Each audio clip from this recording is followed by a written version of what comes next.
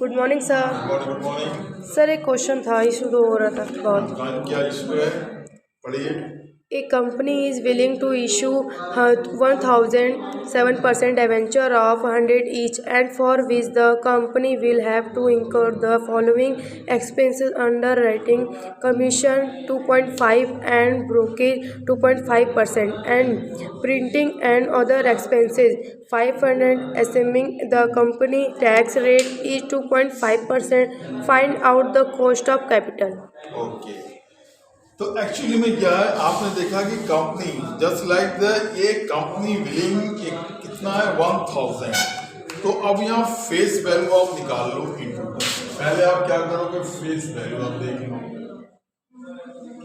Face value, अब face value में simple सी बात है कि फेस वैल्यू एक मान के चलेंगे, एज्यूम कर लेंगे 100। क्लियर है? फेस वैल्यू 100 है, फिर कह रहा है कि लेस इशू शेयर एक्सपेंसेस। आराम से देखिए, लेस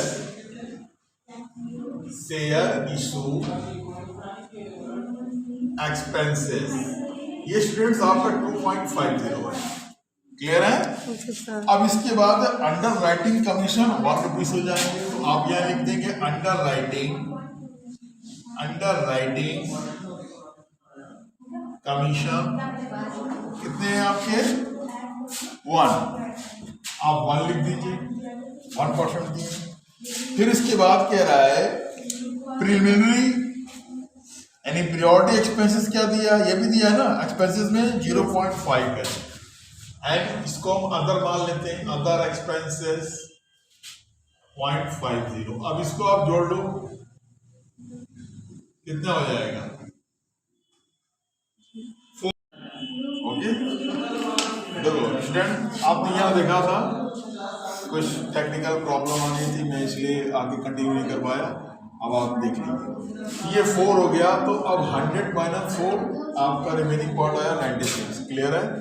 अब interest payable equal to 7 out of bracket में लिखेंगे, फिर कॉन्ट्रेक्चुअल रेट ऑफ इंटरेस्ट।